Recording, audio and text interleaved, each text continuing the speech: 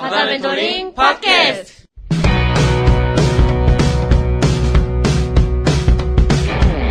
국산화하는 것만 가지고도 애국이다. 모든 물건이 한국에 국산이 없으면은 외국 사람들이 굉장히 비싸게 받습니다. 발명을 하고 싶어하는 학생들이 있을 것 같아요. 그 학생들에게 해주실 말씀 있나요? 항해사가 됐든 기관사가 됐든 해에서 사용하고 있는 것을 새로운 방향으로 만들어야겠다. 관심을 갖고 이걸 개선을 해야 되겠다라고 생각하는 것이 항상 생기게 돼 있습니다. 관심 있는 사람은 직업으로 한다고 생각하지 말고 취미생활로 한다. 이게 굉장히 중요한 거예요. 그럼 이제 교수님이 개발하신 그 방제 기술들을 해외 기술 협력이라든지 아니면 수출을 통해서 좀 이익을 창출할 수 있는지 여쭤보고 싶었습니다. 예, 그 부분은 아주 굉장히 희망적입니다.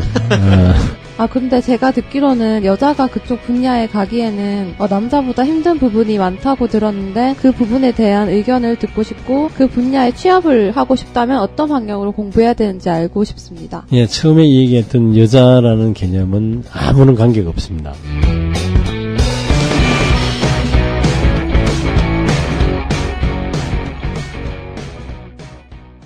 바다 멘토링 팟캐스트.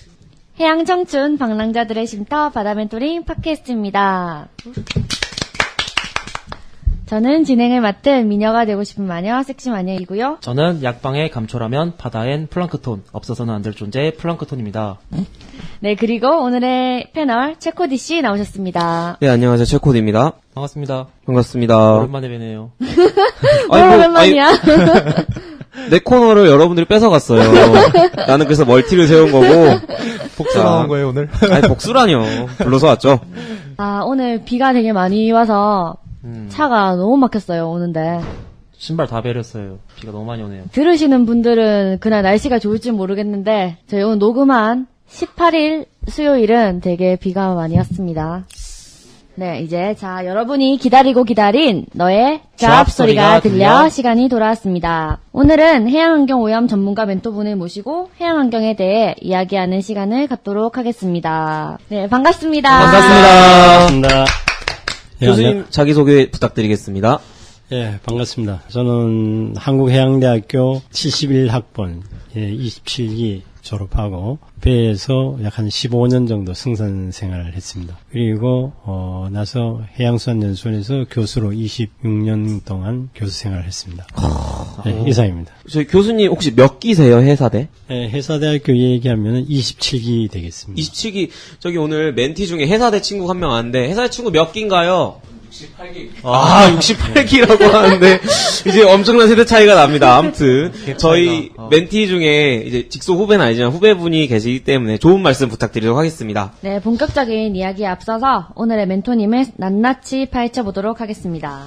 네, 이름 권기생, 생년월일 1951년 12월 28일, 만 63세이십니다. 한국해양대학교 기관학과 졸업을 하시고 부영대학교 공과대학 박사학위 취득을 하십니다. 1975년부터 1987년까지 미국 유조선 회사 기관장을 하시고 현재는 1988년부터 현재까지 한국해양수산연수원 교수 재직 중이십니다. 여러 가지 자문위원을 맡으셨는데요. 국제해사기구 환경보존위원회 자문위원, 국민안전처 방제자문위원회, 장비개발부분 자문위원, 한국해군 해난구조대 자문위원을 하십니다. 수상으로는 1995년 바다의 날 대통령상 표창, 2013년 대한민국 발명특허 대전 금상 수상을 하십니다. 발명으로는 선박 파공 봉쇄장치가 있고요. 침몰 선박 잔존류 제거장치, 도선사 사다리 및 현측 사다리 고정장치, 대형 오염 방지 저장 용기까지 발명을 하십니다. 추진사항으로는 파공 공세 및 잔존류 제거 기술 국제 표준화, 세월호 선배, 기름 회수 기술 및 장비 개발 및 적용 준비, 대형 파공 신기술 개발까지 하십니다. 일단 교수님이 이제 여러 가지 이력이 있는데 저희가 조금 어려워요. 저도 전공이 아니고 하다 보니까 천천히 교수님 성장 배경부터 한번 보려고 하는데 교수님 간단하게 고등학교까지 어떻게 지내오셨는지 얘기해 주시면 안 될까요? 조금 옛날이지만 기억을 더듬어서. 예, 우리가 이제 1960년대, 예. 지금 상당히 오래됐습니다만, 60년대에는 뭐 누구나 할 것 없이 굉장히, 살기가 어려웠어요. 네. 살기가 어렵고, 전형적으로 이제 그 시골에서 자라가지고, 숲을 뜯고, 김 내고, 여러분들이 생각하는 그 전원생활 막 그대로였습니다. 그리고, 네. 중학교에 입학해가지고 졸업하면서 그 당시에는 요즘하고 달라가지고 전문대학 가는 게 꿈이었어요. 대학이 많지가 않고 주위에 있는 이제 친구들은 전문대학 가는데 전문대학 못 가가지고 굉장히 애를 많이 태웠는데 그때부터 이제 그 대학 가는 것을 꿈을 꾸고 국립대학인 서울대 아니면은 경북대나 부산대 또는 이제 해양대학 이쪽으로 이제 사관학교 타켓을 해가지고 계속 공부를 한 결과 이제 해양대학으로 가게 됐습니다. 이상입니다. 그게 됐군요. 자, 이제 해양대 진학하게 되셨는데 저희 같은 경우는 뭐 솔직하게 말하자면 취업이 잘 된다. 성적 맞춰온 친구들도 있고요. 아니면 학자금이 싸서 있는데 저 교수님이 해양대에 진학하게 됐는데 그 이유하고요. 기관과에 굳이 이제 기관과로 오신 이유를 혹시 들을 수 있을까요? 예, 해양대학이라는 것은 이제 아시는 것처럼 대부분 이제 국비로 그때는 항해기간밖에 없었습니다. 국비로 전액 장학생. 그다음에 우리가 그때 이제 그 공락금은 이제 없었고, 그다음에 책값이, 책값하고 등등을 해가지고 한 4만 한 7천 원 정도 됐었습니다. 모두 다 옷값하고 뭐 이렇게. 그렇게 했었고, 기관학과를 택한 이유는, 좀 고등학교 그때부터 옛날에 이제 대형각 호텔 불이 났습니다. 불이 났는데, 그 불난 것에 대해 가지고 많은 사람들이 죽고 다치고 해서 저걸 해결할 수 없는가 싶어 가지고 이제 완강기를 개발하게 됐습니다. 저희가 잠시 대형각 호텔 사건을 조금 조사했는데 저기 그 플랑크톤 씨 잠깐 설명해 주시면 안 될까요? 네, 1971년 12월 25일 날 서울특별시 중구 충무로 소재에서 대형각 호텔에서 일어난 화재 사고입니다. 이게 1970년대 대표하는 대규모 재난이라고 하네요. 사망자만 163명이고 다친 사람은 63명이나 된다고 합니다. 재산 피해는 약 한 8억 3천만 원 정도라고 하네요. 엄청난 피해죠. 1970년대에는. 그래서 이제 저 사건이 그 당시 이제 전 박정희 대통령까지 나서서 수습하려고도 하고 8억이라는 돈이 현재로 치면은 거의 100배여서 800억에서 1000억 가까이 되는 돈이라고 하더라고요. 이제 그 큰 사고하고 이제 어떠한 연관이 있으신지. 그래서 이제 고층에서 예를 들어 가지고 뭐 20층, 30층 되는 고층에서 사람이 뛰어내릴 수 있는 그 당시엔 장비가 없었습니다. 그래서 뛰어내릴 수 있는 장비를 개발하게 된 거죠. 그게 여기 나와 있는 완강기인가요? 그렇습니다. 그러면 저희가 이 오피스텔에도 있고요. 웬만한 호텔이나 모텔 가면 고층에 다 있는데 그게 교수님이 발명하신 거 맞나요? 그거는 내가 발명을 해가지고 해양대학교 2학년 때 혼자 겨울방학 때 혼자 이제 남아가지고 학교에서부터 발명진흥기금을 받았습니다. 한 6만 원 정도 해양대학교 생기고 처음으로 받았는데 해양대학교 생기고 연구기금을 어떻게 개인이 받는 건 처음이었나요? 개인이 받는 건 처음이었습니다. 그래서 옛날엔 3층 옥상이 있었는데 3층 옥상에서 교수님들 모셔놓고 뛰어내리라고 하는데 교수님들이 대부분이 니 죽으니까 하지 말라 해서 그렇게 했는데 이제 그 위에서 뛰어내려가지고 안착을 딱 하니까 니 참 재주 좋다. 어떻게 그런 걸 개발했느냐라고 얘기를 해서 그걸 가지고 이제 옛날에 안국동에 보면은 서울에 한국일보가 있습니다. 한국일보에 그걸 가지고 사진을 주고 이제 갔습니다. 가가지고 처음에 담당자는 오케이 했는데 소방서에 이 얘기를 하니까 소방서는 사람 죽으면은 큰일 나니까 안 된다라고 해가지고 결국은 이제 시연을 못하고 바로 거기서 이제 미국으로 승선 실습을 나가게 되었습니다. 그러면은 시연을 못했다는 거는 저희가 특허를 못 냈다라고 이해해도 되는 거 아닌가요? 다른 개념인가요? 아니 시연하고 특허는 별개의 문제고 시연은 직접적으로 이게 위에서는 속도가 있는데 밑에 내려오게 되면 이제 속도가 줄어드는 감속 장치 또는 이제 이 파이 직경의 비를 이용해 가지고 내릴 때 안전하게 안착할 수 있는 그런 시스템입니다. 네, 알겠습니다. 그럼 저희가 지금 보는 완강기를 개발하신 거 맞는 거죠? 그렇습니다. 그거와 유사한 건데 그 이후에 이제 3학년 1년 동안 우리는 실습을 현대라는 회사에서 1년 동안 실습을 하고 4학년 때 들어와가지고 공부하고 그렇게 하면서도 이제 발명이라는 이러한 부분을 끊어놓지 않고 이제 계속 관심을 가진 게 된 거죠. 그러면 잠시 이제 그 당시에도 3년 동안 승선 생활 하나요? 졸업을 하면? 3년은 의무 기간이라서. 그럼 그때는 어떠셨어요? 막 내가 하다 온 일도 있지만 3년 동안이라는 시간이 꽤 길잖아요. 어떤 생각을 하셨나요? 근데 3년 동안이라는 게 사람이 마음 먹기 나름인데 네네. 우리는 이제 첫째 이제 경제적인 것을 해결해야 되겠다. 네. 예, 그런 의미에서 사실 그 당시에는 승선 생활이 육상 생활보다 한 3배 정도 임금이 많았습니다. 네. 그 다음에 이제 그 임금이 많으니까 내가 이 기사로 1년 갔다 오니까 집이 반채가 생기더라고요. 지금 연산동에 있는 이제 44평, 25평짜리인데. 그리고 한 번 더 갔다 오니까 이제 예. 그걸 다 갚을 수가 있었고. 오.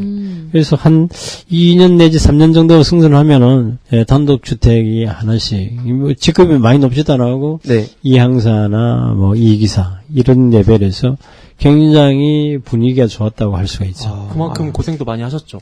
예, 고생은 뭐 다 비슷할 거예요. 아마 여러분들이 사회에 나가서 고생하는 거나 예. 배 타고 사회에 나가가지고 고생하는 거나 비슷비슷한데 그래도 이제 마음을 긍정적으로 먹고 있으면은 불평이나 불만 이런 것이 별로 없어지고 좀 더 발전적인 이제 생활을 하게 되는 거죠. 그러면 이제 하선을 하시게 되는데 승선 생활 이유를 볼게요. 그럼 어떠한 활동 하셨나요? 1988년도 2월 달에 네. 그때 해양수산 연수원의 교수로 공채가 돼가지고 들어갔습니다. 아, 공채 우와. 네, 그때 이제 우리나라에는 이제 유조선 탱커 선박이 굉장히 인기가 있었는데 네. 그 이전에 사람들은 탱커를 별로 안 탔어요. 왜냐하면 탱커는 위험하고 폭발성이 있다, 뭐 냄새 난다, 머리가 빠진다 등등 이유로 많이 안 탔는데 예. 나는 이제 주로 탱커를 많이 탔습니다. 예, 많이 타가지고 그때 이제 공채가 있어가지고 예. 가서 시험을 봐서 아마 탱커를 많이 탔으니까 특혜도 있었겠죠. 아. 그래가지고 이제 해양수산 연수원에 들어가서 약 한 26년 정도 이제 근무를 하게 됐죠. 네. 이제 그러면 이제 교수 생활도 하시면서 발명도 그럼 같이 하시게 된 건가요? 예, 발명이라는 것은 이제 우리가 생각한다는 이제 관심이다라고 이 얘기를 하는데, 네.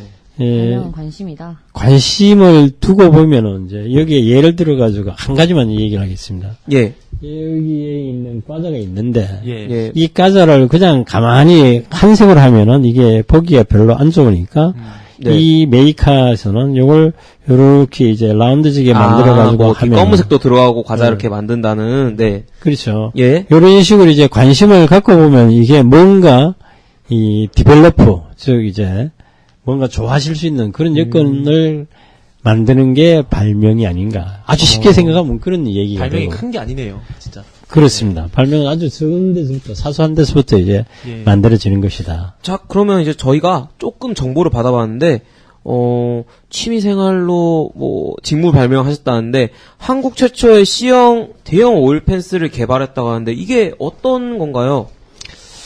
예, 우리나라가 전 예. 세계에서 기름 수입량이 세계에서 4위 국가입니다.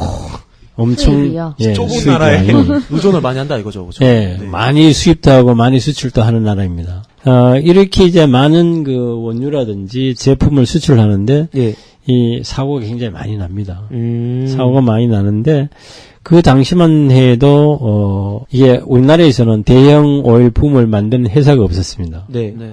그리고 전량 수입을 하는데 네. 대표적인 예로 네덜란드에서 로붐이라는 메이커가 있는데 로굼이요? 로붐 로굼이요? 예, 네. 로붐 예. 이 회사에서 이제 1m의 가격이 예. 이게 사이즈로 얘기하면 위에 이제 공기가 들어가는 이제 공기 주머니가 60cm이고 예. 밑에 있는 이제 스커트라고 얘기하죠. 치맛자락 또는 예. 스커트라고 얘기하는데 이것이 1m 20입니다. 예. 그래서 이게 전체적인 높이는 1m 80 정도 되는데 예. 그것이 1m당 한 100만 원 정도 됐습니다. 그게 한 100만 원 가량인데 현재 시세로인가요? 아니면 그 당시에 100만 원인가요? 그 당시 시세로 100만 원 정도 예. 됐습니다. 와. 그럼 300m 하면 이거 얼마예요? 300m 하면 3억이라는 얘기죠. 예, 바다 위에 300m 쳐봐야 얼마 안 되거든요. 네. 예. 그래서 그런 것을 전국적으로 이렇게 하려고 하니까 많은 돈도 들고, 그 당시에 뭐가 생기냐면, 지금 해양환경관리공단. 네, 코엠. 예, 코엠. 그때는 해양오염 방제조합이라고 얘기했습니다. 예. 네. 그것을 만드는, 예, 최초의 책임자가 나였다. 영광입니다. 저희도 한번 기관 탐방으로 다녀왔는데 네. 정말 잘 돼 있더라고요. 그래서 이제 그것을 만드는데 이제 초기에 네. 작업을 내가 했었죠. 그거 만들면서 일단은 이제 예. 우리나라에서도 이런 오일 붐을 매다당 100만 원 주고 사서 되겠느냐라고 해가지고 SK에 가면은 이제 로봇을 많이 쓰고 있더라고요. 예. 그래서 이제 SK의 김정석 부장이라는 분을 만나고 협조를 구하면서 동일 고무벨트 예. 알 겁니다. 동일 고무벨트가 이게 세대 5대의 고무 메이커입니다. 그래서 이걸 만들었는데 그 당시 100만 원이었잖아요, 외국 거는. 네. 그러면 만들었을 때 어느 정도 됐나요, 가격이? 100만 원인데 우리가 오일 붐을 만들고 나니까 네. 예, 저쪽에서 수입해가지고 판매한 가격이 50만 원으로 떨어지더라고요. 오. 절반이 좀. 예, 바로 절반이 떨어졌네요. 떨어지고. 그래서 우리는 그걸 만들어가지고 당해 연도에 한 4억 5천만 원어치를 납품을 했습니다. 와. 해양환경관리공단에. 네. 그러니까 국산화하는 것만 가지고도 예국이다. 예, 모든 물건이 한국에 국산이 없으면은 외국 사람들이 굉장히 비싸게 받습니다. 근데 한국 국산화 돼 있으면은 비싸게 못 받죠. 그렇군요. 그런 이제 스토리가 있다. 그리고 한 가지가 더 있네요. 유수 분리기 전처리 장치 개발이라고 돼 있는데 이건 어떤 건가요? 조금 저희가 어려우니까 쉽게 설명해 주시면 안 될까요? 예, 이제 배에 가면은 예. 기관실에 네. 물하고 기름하고 이렇게 흐릅니다. 네. 네. 물하고 기름하고 흐르는데 이것을 협약이나 법상에 배출수 중에 유분 농도가 15 ppm, 즉 100만 분의 15 이하 되면은 바다로 버릴 수가 있어요. 네. 그런데 이제 문제가 뭐냐면은 대부분은 그때는 필터를 사용을 했습니다. 이제 그 유수 분리기 전후에 필터를 사용했는데 필터가 네네. 굉장히 자주 막히고 그래서 15 ppm이 넘기 때문에 네. 유수 분리기 전에 다단으로 해가지고 네. 물하고 기름하고 분리시키는데 95% 이상 이제 물하고 기름하고 분리된 것을 이제 유수 분리기로 넣어가지고 하게 되면은 필터의 오선이 없기 때문에 상당히 오래 쓸 수 있고. 그럼 이것도 어떻게 보면 효과적인- 환경 정화 장치라고 볼 수 있네요. 그렇습니다. 자, 그리고 저희가 이제 어떻게 보면은 교수님이 가장 크게 들 수 있는 발명품 중에 하나가 선박 파공 봉쇄 장치인데 이게 어떤 건가요? 예, 아마 여러분들 이제 신문지상에서 텔레비에서 많이 봤을 겁니다. 예. 아마 2002년도 6월 29일 날 예. 연평도에서 이북 함정과 한국 함정이 교전이 일어났습니다. 네. 예. 교전이 일어나가지고 참수료 357함이 네. 집중적으로 이렇게 포탄을 맞아가지고 현장에서 평택 제2함대까지 끌고 오는 도중에 7시간 반 만에 네. 깔아앉았습니다. 아. 예, 나라의 수치이기도 하고 네. 상당히 많은 피해를 입었는데 네. 첫째 이러한 그 군사적인 문제, 네. 두 번째 2007년 12월 7일 날 아침에 네. 홍콩 선주인 허베이 스프리트 아. VLCC 한 30만 톤 되는 것이 삼성중공업의 타워크레인하고 9번 부딪혀서 9번이나 부딪혔나요? 예, 9번 부딪혀서 1번, 3번, 5번에 대형 파공이 생겼습니다. 저희 잠시 파공이라는 게 그냥 구멍인가요? 예, 구멍입니다. 네. 불규칙하게 이제 생기는 건데 네. 이 구멍이 1번 같은 경우에는 37시간 동안 계속 흘러가지고 막지를 못했고 네. 그 다음에 5번하고 3번 같은 경우도 7시간 내지 8시간 계속 흘렀는데 우리가 막지를 못했어요. 그래서 흘러내린 것이 약 한 17,000여 톤 정도 엄청난 양이 흘러내려서 뭐 이명박 대통령이나 또는 박근혜 대통령도 거기 자원봉사로 가고 그때 135만 명이 대한민국 사람들이 가가지고 네. 자원봉사를 했던 예. 실적이 있습니다. 그 잠깐 정보를 보니까 직간접적 피해가 14조 원이라고 돼 있네요. 근데 저도 기억나는 게 그 당시에 막 뭐라 해야 될까요? 진짜 봉사활동 많이 가고 그런 피해가 있던 걸로 기억하는데 지금 이 사건이 우리나라에서 가장 큰 유류오염 사고로 볼 수 있죠. 그렇습니다. 액수로서 규모로서 제일 큰 오염 사고가 허베이 스프리트 즉 허베이 스프리트 사고라고 안 하고 네. 태안 오염 사고라고 다른 거는 전부 네. 선명을 붙여가지고 무슨 사건 하는데 태안 오염 사고는 선명을 안 붙이고 지역명을 붙인 게 특징입니다. 알겠습니다. 태안 오염 사고 예. 이렇게 이제 또 이제 세 번째 사건이 있는데 부산 앞에서 일어난 유류 오염이 있네요. 이거는 어떤 건지 잠깐 설명해 주실 수 있나요? 예, 부산 작년에 두 건이 있었는데 네. 하나는 캡틴 벵글리제호라고 네. 예, 화물선입니다. 화물선에 기물 바닥에 기름배가 이렇게 찍어가지고 한 20cm, 30cm 구멍이 났는데 네. 거기서 흘러나오는 기름이고 작년 12월 28일 날 현대 브리츠호하고 대명 7호하고가 항해 중에 이렇게 부딪혔습니다. 예. 부딪혀가지고 좌현 4번 탱크에 흘수라고 얘기하는데 수변 위에 대형 빵꾸가 나고 밑에도 이제 대형 파공이 생겼습니다. 이러한 사고에서 우리나라가 실제 이제 이러한 사고가 났을 때 네. 이걸 막을 수 있는 기술이나 장비가 없습니다. 네.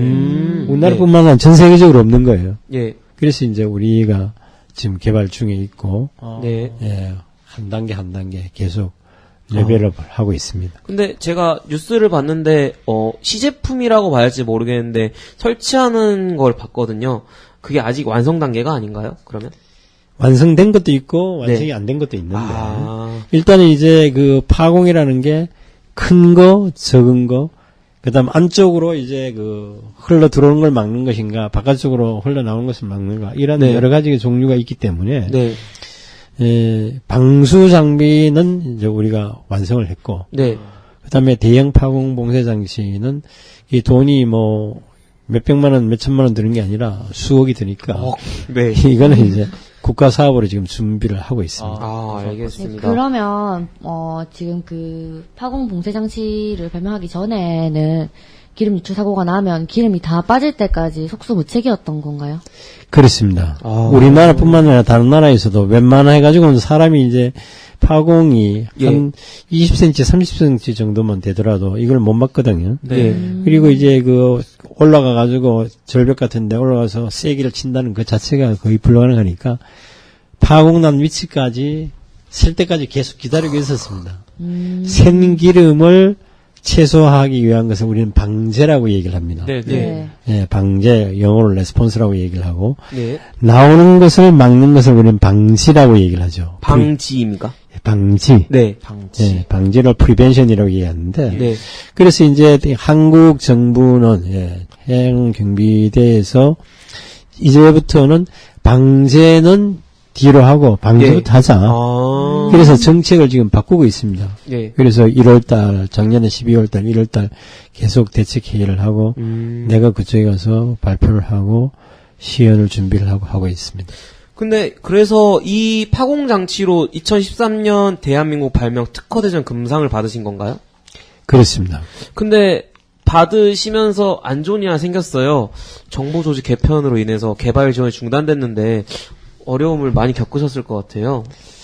그때가 이제 정부 조직이 바뀌면서, 네. 이게 키오스트가 예. 옛날에 해양연구원이었는데, 예. 지금은 해양환경개발원으로 바뀌었습니다. 키오스트가요? 예, 키오스트가. 그래서 이제 거기에, 책임자가 박한일 교수가 네. 지금도 이사장으로 되어 있습니다. 그렇게 하면서 뭐 여러 가지 원인을 해가지고 네. 용역이 끊어졌죠. 용역이 끊어진 다음에 2012년도입니다. 2012년도 그때쯤 해양수산부에서 예. 국제해사기구, 네. 우리가 얘기하는 IMO, 네. IMO의 문제사업 용역이 떠서 네. 이제 거기에 도전을 해가지고 다시 용역을 하게 됐죠. 그럼 지금은 크게 문제없이 그 개발과 연구를 하실 수 있는 상황이시죠? 예, 일부는 이제 뭐 제품이 나와가지고 작년에 해경에 납품한 것도 있고 네. 올해부터는 계속 이제 납품을 하게 되고 그다음에 해군 같은 경우도 지금 이제 계속 추진하고 있고, 네. 그다음에 대형 파공 봉쇄 장치 같은 경우에는 지금 현재의 공법까지는 안 됩니다. 그래서 특별히 이제 우리가 개발한 아코드 공법이라고 있어요. 예. 예, 아코드 공법, 에어 차징 앤드 오일 디차징. 그다음에 알로우 볼트라는 게 있습니다. 알로우가 화살이죠. 네. 화살처럼 만들어가지고 구멍을 뚫은 다음에 그걸 넣어서 이 장치하고 결합시키는 그런 그 특수한 기법을 개발해가지고 지금도 계속 작업을 하고 있습니다. 그러면은 이제 과거 유출 사고가 몇 가지 있었는데 과연 이제 교수님이 발명하신 발명품이 있었다면 얼마 줄일 수 있었을까요? 대표적으로 이제 그 태안 유출 사고의 허베이 스피리트온은 얼마나 줄일 수 있었을까요? 만약에 지금 이제 그런 것들이 이렇게 준비가 돼 있다라면은 예. 한 반 정도 이상은 줄일 수 있지 않겠느냐. 네. 그러면 이제 참수리 함정 같은 경우 조금 상황이 달라요. 해전이 끝나고 바로 조치를 취할 수 있는 건가요? 예, 해전이 끝나고 이제 그 여러분들이 해군 뭐 군사학을 배웠는지 모르겠는데 네. 함정이 적함하고 아군함하고 이렇게 포격전을 할 때 예. 2시간이고 3시간이고 이렇게 안 합니다. 네.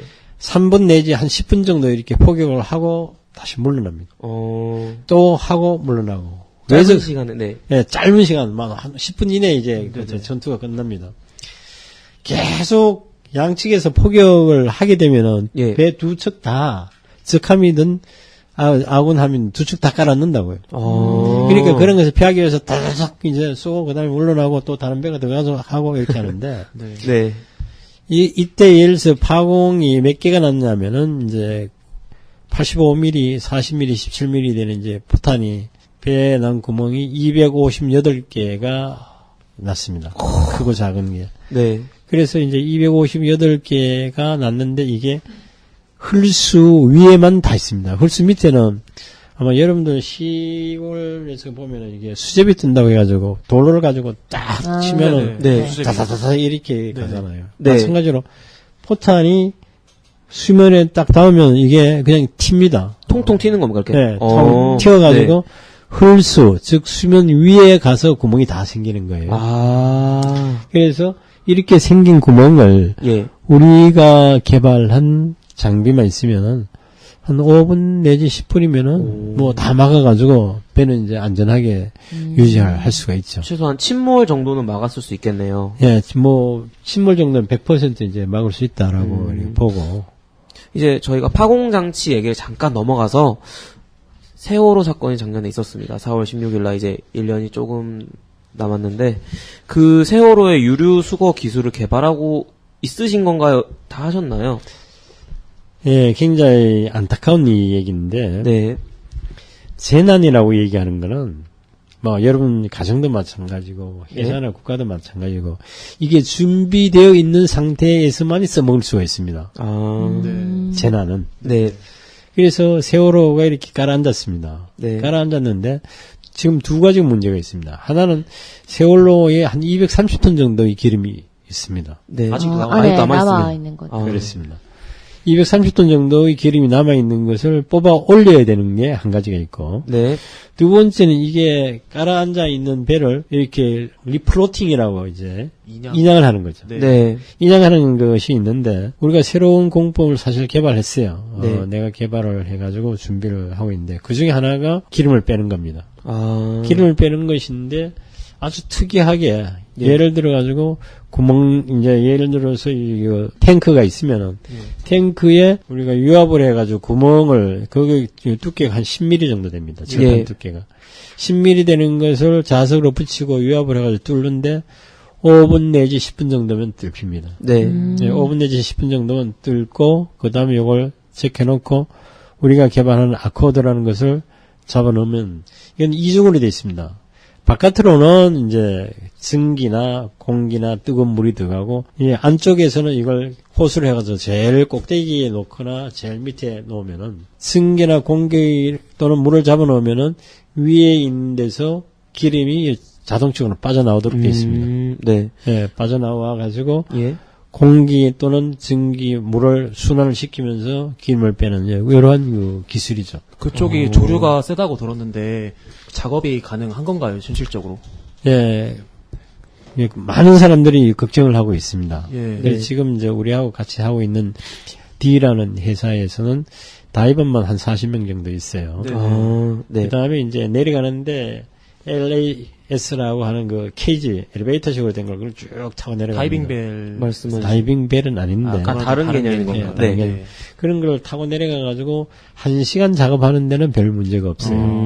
그래서 우리가 이제 내일 모레 20일 여기에서 종합 테스트를 합니다. 네. 종합 테스트를 하는데 이 기술을 정부에서부터 인증을 받아야 돼요. 네. 한국조선기자재연구원 코메리라고 네. 코메리에서 이걸 우리가 이제 테스트를 해가지고 이게 잘 된다. 온도 예. 몇 도씨에서 이게 시간당 몇 톤 정도 나오는 거 이걸 지금 검증을 준비를 하고 있습니다. 오늘 비가 와가지고 오늘 내일 하루 종일 작업을 해야 될 것 같은데 아까 기름이 한 2만 톤 이상이 있다고 했는데 그럼 그 기름을 빼내면 배에 좀 변화가 생길 것 같은데 그에 따른 문제는 없나요? 네 전혀 없습니다. 아. 네, 전혀 없고 기름만 빼고 그 안에 있는 물은 계속 채워놓는 상태니까 전혀 문제는 없습니다. 이제 조금 미국하고 비교를 해볼게요. 미국 같은 경우 이제 후속 조치 얘기인데 미국 같은 경우 이제 유명한 유류 사고 중에서 엑슨발제오 사건이 있는데 이후에 오염방지법이 제정되는데 영향을 끼쳤는데 우리나라는 솔직하게 말해서 시프린소 사건 때부터 유류 사고가 있었는데 또 이제 허베이 스피리토 사건도 있었습니다. 근데 이런 오염 방지에 대한 법률이 제정된 사례가 있나요? 예, 우리나라의 시프린소라든지 허베스프리트 이때 이제 나고 나면 조금 변합니다. 예, 대표적인 예로 시프린소 사건 나고는 이게 너무 연안에 이렇게 가까이 가다가 이렇게 자초가 되니까 네. 이게 유조선 금지 구역을 설정을 했어요. 아. 예, 연안으로부터 몇 마일까지는 예. 유조선은 통항을 못하게 예, 그렇게 하고 그 다음에 해양환경관리공단 뭐 전담 부서가 없다 그래가지고 해양오염방지조합 또는 해양환경관리공단 이런 것들도 만들고 세부적으로 교육도 강화하고 뭐 이런 걸 조금 한 것들은 계속 있는데 결국은 예. 미국이나 일본이나 전 세계 어디든지 기술과 장비가 없다는 데 문제가 있습니다. 막 최고로 이제 따지는 것이 아무리 큰 사고가 있더라도 이게 기술과 장비가 있으면 가서 딱 이렇게 파공을 봉쇄를 해버리면 되는데 네. 할 수 있는 장비도 없죠. 기술도 없죠. 그러니까 흘러나오는 것을 나중에 막는 거 아니면 최소화시키는 방제 그것밖에 방법이 없잖아요. 이건 우리나라뿐만 아니라 전 세계적으로 다 마찬가지입니다. 마찬가지입니까? 네. 일단은 유료 오염 사고가 나기 전에 방비하는 게 가장 필요하겠네요. 우리나라 같은 경우도 장비를 구비하고 기술을 개발하는 게 교수님 말씀처럼. 네, 그렇습니다. 이제 작년 12월 28일 날 현대 브릿지호하고 네. 대명 107호하고의 충돌이 생겼는데 네. 그때 파공을 내가 막았습니다. 이건 참 이제 재밌는 스토리인데 네. 내 같은 경우는 이제 남해청의 자문위원이기도 하고 해경청의 자문위원 또는 부산 해경서의 자문위원이기도 해가지고 사고가 나면 자동으로 가서 이제 대책을 세웁니다. 네. 그때 이제 가가지고 설명을 하는 과정에서 공기생 교수가 개발한 것을 이번에 한번 써보자. 라고 얘기가 나와가지고 되느냐라고 해서 이제 된다라고 해서 토요일, 일요일 아마 3일, 4일 이게 아마 그때 준비를 다 해가지고 네. 이쪽에 자성대 삼부두에서 우리가 오후 3시부터 새벽 4시까지 네. 꼬박 물속에서 작업을 했습니다. 작업을 해가지고 그것을 달고 네. 그다음에 이제 광양의 오리엔탈 플로팅 도크에 가가지고 네. 연구 수리해서 6월 21일 날 이제 출항을 시켰죠. 그런 이제 성공적인 스토리도 있고. 이제 교수님이 이제 직접 발명을 해보셨으니까 대학생 때부터 사실 이 방송을 듣거나 저희 멘티들 중에서도 발명을 하고 싶어하는 학생들이 있을 것 같아요. 그 학생들에게 해주실 말씀 있나요 혹시? 예, 우리가 이제 생활 발명이라는 게 있고 직무 발명이라고 있는데 대체적으로 생활 발명은 우리 생활에 필요한 내용들. 예를 들어서 볼펜에 그게 좀 쉽게 이렇게 똑딱이를 단다든지 네. 이러한 것들 시계에 예를 들어서 야광을 넣는다든지 이런 것들은 이제 생활 발명이고 자기 이제 항해사가 됐든 그다음에 기관사가 됐든 배에서 사용하고 있는 것을 개선을 해야 되겠다. 새로운 방향으로 만들어야겠다. 이런 건 직무발명입니다. 그래서 여러분들이 관심을 갖고 이걸 개선을 해야 되겠다라고 생각하는 것이 항상 생기게 돼 있습니다. 예. 이런 것이 생겼을 때 메모를 하고 그 다음에 요즘은 이제 정부 지원 정책이 대학생들 그룹으로 해가지고 하면은 상당히 많은 그 메리트를 줍니다. 예. 연구비도 주고 창업 지원도 해주고 창업 지원하면 뭐 3천만 원, 5천만 원 정도 보통 이렇게 지원을 해줘요. 네. 그래서 여러분들이 관심 있는 사람은 직업으로 한다고 생각하지 말고 취미생활로 한다. 이게 굉장히 중요한 거예요. 직업으로 하게 되면은 거기서 돈이 나와야 되는데 네. 취업으로 하게 된다면 아이디어를 만들어 가지고 국가나 또는 전문가에게 같이 협의를 해 가지고 예. 내가 돈을 안 들이고 하는 방법이 제일 좋은 방법입니다. 네네. 여러분들이 돈을 들여 가지고 한번 빠져놓으면은 네. 빚 다 내고 그다음에 주위에 있는 사람에게 신용 다 잃고 네. 예, 그런 문제 때문에 돈을 안 들이고 취미생활로 하고 그게 점점점 발전돼 나가면은 나중에 로열티도 받을 수도 있고 또 그쪽 방향으로 좀 심도 있게 할 수도 있고. 이제 발명을 하는 학생들이 이제 그런 조언을 잘 새겨 들었을 것 같아요. 그러면 혹시 이제 저희를 포함한 저는 이제 발명 안 꿈꾸고 있어서 이제 저를 포함한 이제 다른 일반적인 대학생들한테 해주실 말씀 있나요? 예, 우리가 뭐 에디슨을 주로 많이 얘기를 하는데 예. 대한민국의 발명가가 한 수십만 있습니다.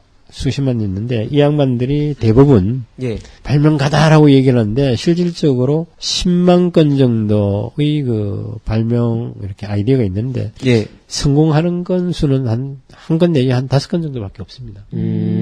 성공하는 거는. 네. 그리고 그게 한 건 내지 5건 모여가지고 국가의 원동력이 된다는 얘기죠. 네. 쉽게 생각해가지고 뭐 비아그라 그거 하나 개발해가지고 전 세계적인 돈 다 벌고 있잖아요. 네. 비아그라요. 네. 그리고 여러분들 아마 배에 가면은 LNG, LPG 선박에 N2 제너레이터가 있습니다. 질소 발생장치.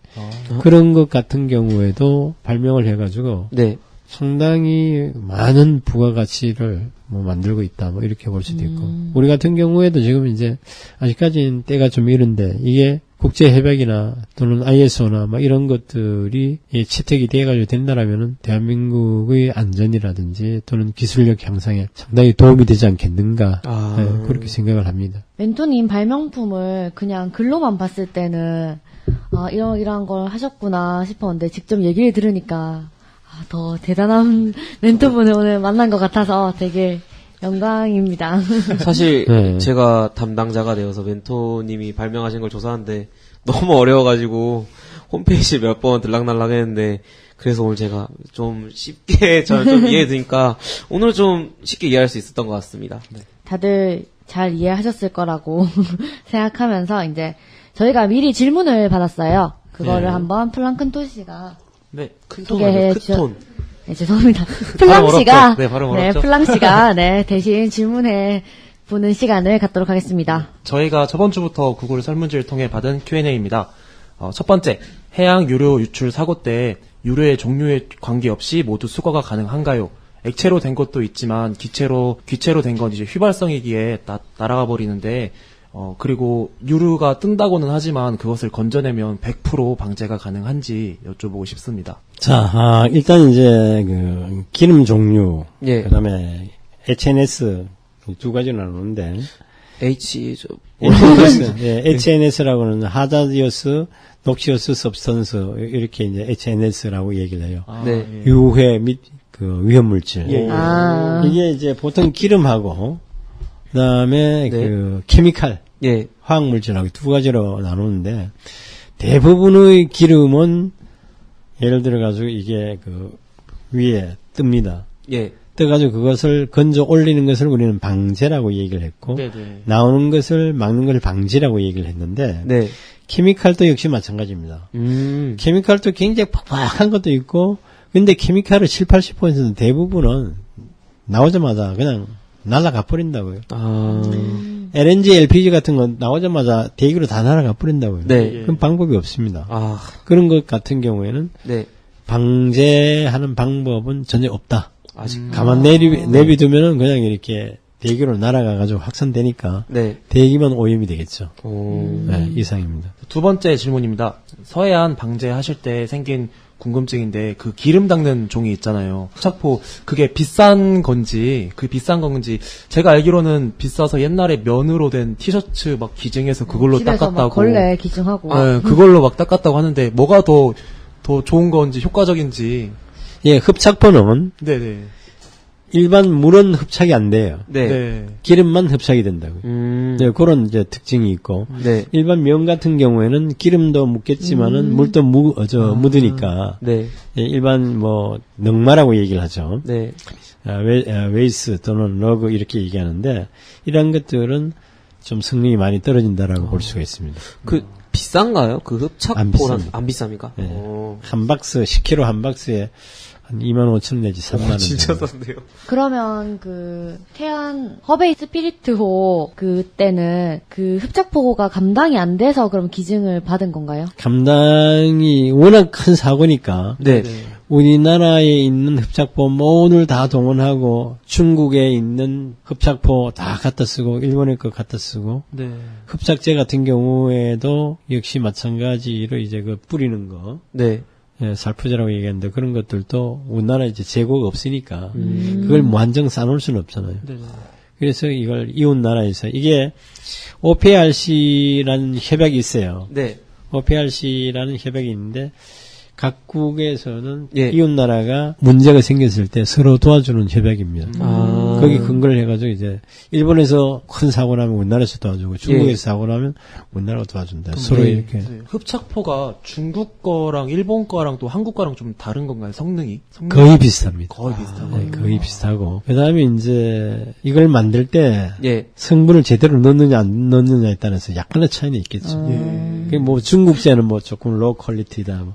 일제는 좀 이제 하이 퀄리티. 뭐 그 정도의 차이. 세 번째 질문입니다. 해양수산연수원은 뭐 하는 곳인가요? 일반인은 갈 수 있는 곳인가요? 한국해양수산연수원은 예. 오로지 교육기관 중에 서울대학교는 서울대학교 법이 따로 있습니다. 예. 해양수산연수원은 해양수산연수원 법이 따로 있어요. 예. 경북대, 부경대, 그 다음에 뭐 전남대, 뭐 이런 이제 모든 국립대학은 국립대학이라는 법이 있어요. 예. 거기 네. 하나에 종속이 되는데 해양수산연수는 특수교육기관으로 네. 국내외에 승선하고 있는 선원들의 양성, 재교육, 시험, 공무원들의 보수교육 이런 것을 네. 하는 곳입니다. 아. 좀 특수하다고 보죠. 항상 제가 해양대학교 다니다 보니까 지나다니면서 과연 저기는 어떤 사람들이 공부를 하러 들어가는 곳인가 궁금한 점이 많은데 오늘 듣게 됐네요. 특수한 곳이면 일반인들은 잘 가지 못하겠네요. 일반인들이 이제 선원들은 다 교육을 받아야 되고 몇 가지 교육을 받고 네. 그 다음에 우리가 뭐 해사, 공사, 육사 있고 그 다음에 ROTC 있는 것처럼 일반 학생들도 예. 대학을 졸업하거나 승선 경력이 있는 사람은 사관이 되려고 했을 때 일정 교육기간을 공부를 하고 네. 실습을 하게 되면 네. 3등 항해사, 3등 기관사의 자격을 얻어가지고 오. 승선을 할 수가 있죠. 아, 그렇군요. 질문 끝났나요? 네, 끝났습니다. 네, 그러면 오늘 멘티분들이 많이 오셨는데 질문하실 분 있나요? 네. 직접 나와주셔서 해주시면 감사하겠습니다. 안녕하십니까. 저는 한국해양대 해사법학부에 재학 중인 마한솔이라고 합니다. 교수님 설명을 듣다가 이제 생각난 건데, 교수님이 이제 방제 대책이 다른 나라에는 없어서 이제 문제라고 하셨는데, 그럼 이제 교수님이 개발하신 그 방제 기술들을 해외 기술 협력이라든지 아니면 수출을 통해서 좀 이익을 창출할 수 있는지 여쭤보고 싶었습니다. 예, 그 부분은 아주 굉장히 희망적입니다. 아, 좋습니다. 아, 네. 희망 좋습니다. 예, 무슨 얘기냐면 이제 그 선박으로부터 기름 오염에 관한 그 기름 오염 방지 협약 마폴이라고 있습니다. 네. 마폴 협약 부속서 1에 37규칙에 보면은 선박 오염 방지 비상계획, 소폐비라고 있는데 거기에 모든 선박 또는 이제 그 해양시설 관리자는 오염 방지를 최소화할 수 있는 장비를 갖추고 교육 훈련을 해야 된다라고 하는데 오. 장비나 예. 기술이 현재까지 없기 때문에 못하고 있는 건데 만약에 우리가 개발한다라면은 예. 그것을 국제 협약에 넣을 수도 있습니다. 네, 굉장히 희망적이고.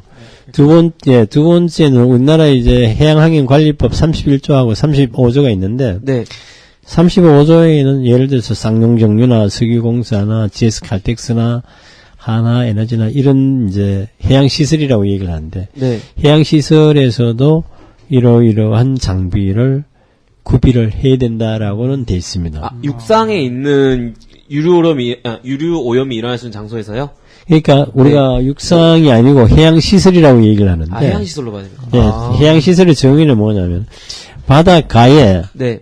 시설이나 선박이나 계류시설이나 이런 것을 취급하는 시설, 예. 장소 이런 것을 우리는 해양시설이라고 얘기를 해요. 이런 데서도 배가 접안을 해가지고 광지 박아가지고 문제가 생기면 이건 빨리 조치를 취해야 되는데 네.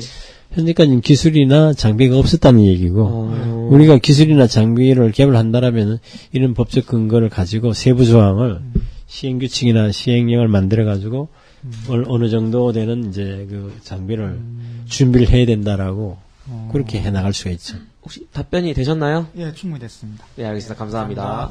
교수님 덕분에 우리나라가 이제 유류 방제에 있어서 좀 선진국이라고 하나요? 선구자라고 하나요? 그쵸. 네, 기대가 됩니다. 네, 다음 질문 있으신가요? 네, 앞으로 나와주세요. 안녕하십니까. 네, 반갑습니다. 저는 한국해양대학교 회사수송과학부 재학 중인 추이도 학생입니다.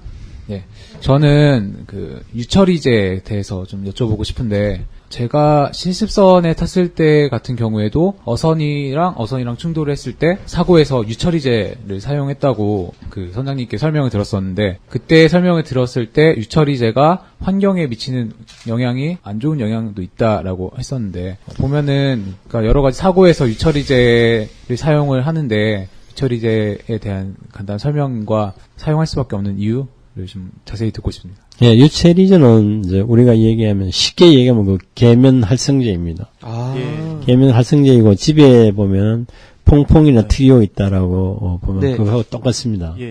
기름을 분자 형태로 이렇게 나누어지는 그렇게 돼 있는데 네. 결국은 이제 그것이 옛날에는 광물성 물질에서 요즘 식물성 물질로 많이 바뀌었어요. 예. 콩기름이라든지 야자기름이라든지 이런 데서 이제 보내가지고 하는데 현행 국제법이나 국내법에서 유출 처리제는 사용을 사실 못하게 돼 있습니다. 그걸 사용을 하려고 하면 관할 당국의 허가를 받아야 됩니다. 예. 예, 허가를 받고 처리를 해야지.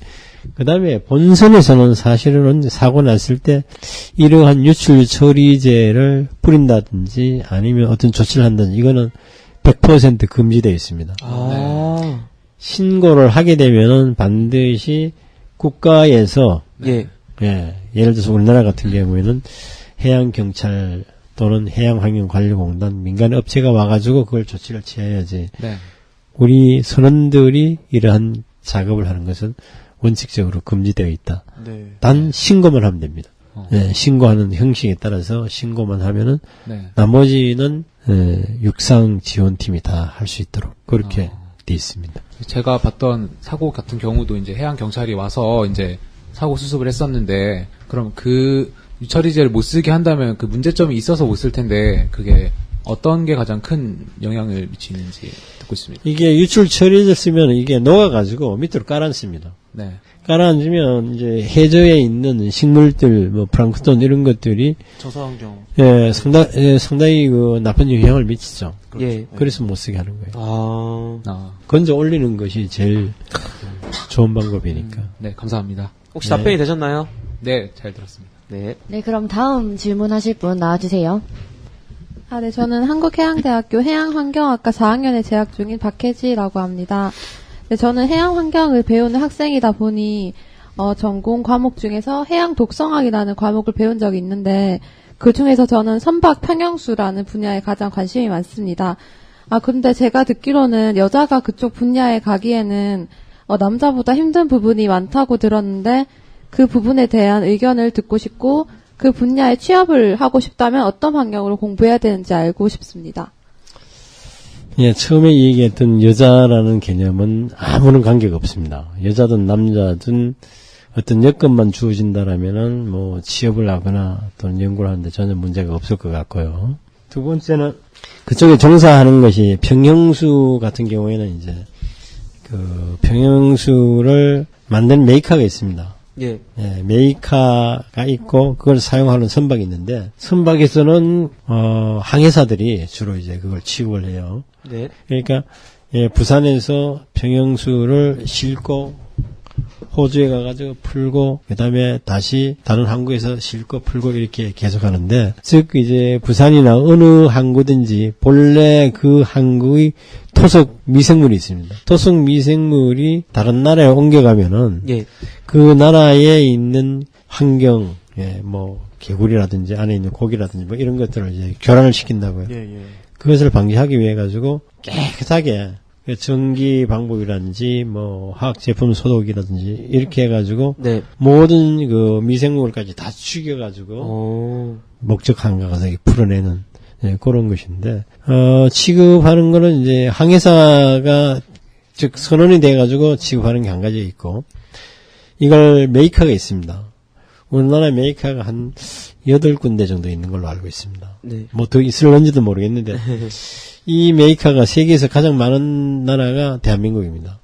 예, 바라스트수 메이커가 그래서 그쪽으로 바라스트 메이커를 담당을 하고 있는 회사를 인터넷을 뒤지거나 또는 이제 멘토를 받아가지고 접목을 이제 한번 요청을 해본다든지 요구를 해보면은 서로 관심이 있고 그다음에 또 실수를 한다든지 뭐 등등 이제 그런 이제 연유를 해가지고 아마 갈 수 있는 길을 찾아야 되지 않느냐. 네. 아마 여기에 앉아 있는 그 멘티분들이 네. 가만히 있는데 누구가 와가지고 모셔가는 경우는 아마 극히 없을 겁니다. 우리가 1970년대 중반기까지는 네. 해사대학교 같은 경우에는 전부 다 모셔갔어요. 오. 뭐 이력서 내본 적이 없으니까 그냥 뭐 졸업하기 전에 전부 다 회사 다 이렇게 그 정리가 돼가지고 네.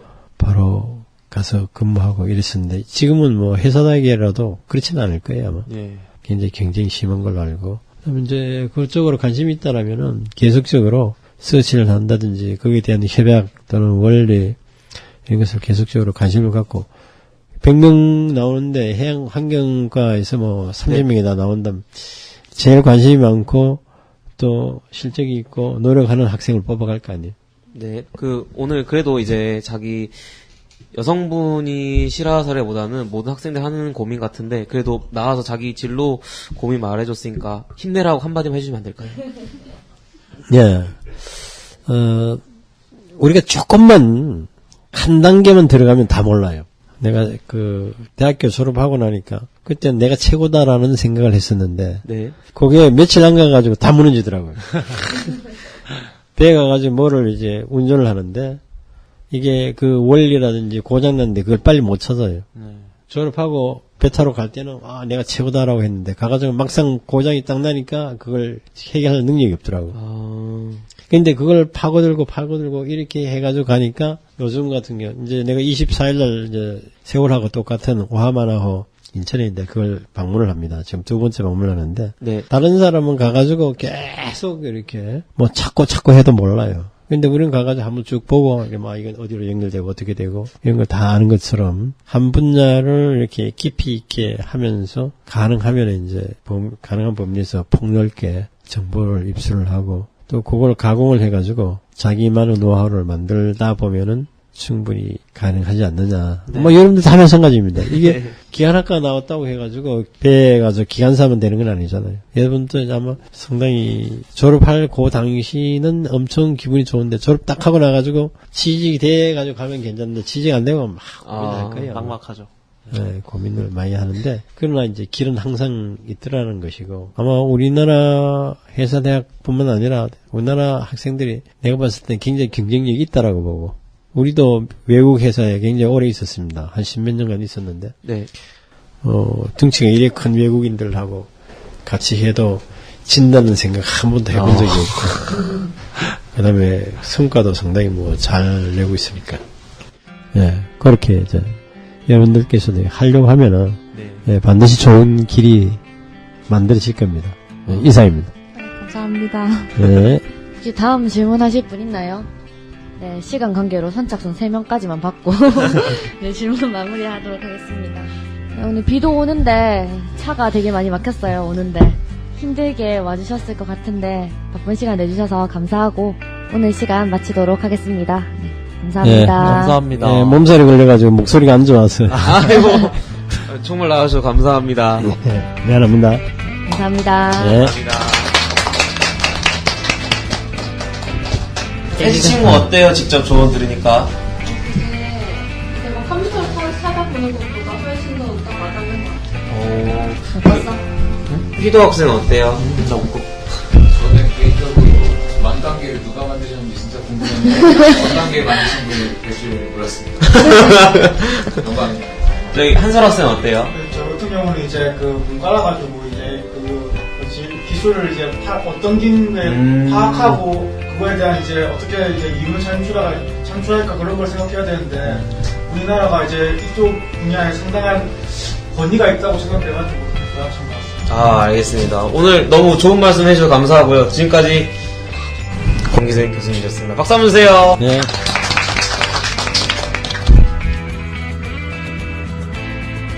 최악의 기름 유출 사고, 대재앙, 죽음의 바다. 12,457리터의 원유 유출, 14시간 만에 온 바다가 검은 파도로 뒤덮였습니다. 숫자적인 손실만큼 큰 삶의 터전을 잃은 어민들의 상실감. 우리에게 태양 기름 유출 사고로 잘 알려진 허베이 스피리트호 사고입니다. 최선은 사고가 발생하지 않는 것입니다. 하지만 사고가 났을 때 그 피해에 대한 대책을 세우는 것 또한 절대 간과해서는 안 될 중요한 부분입니다. 불의의 사고에서 그 피해를 최소화하기 위해 평생을 바다와 함께 하신 소중한 우리 바다의 파수꾼, 해양환경오염 전문가 멘토링을 마치겠습니다.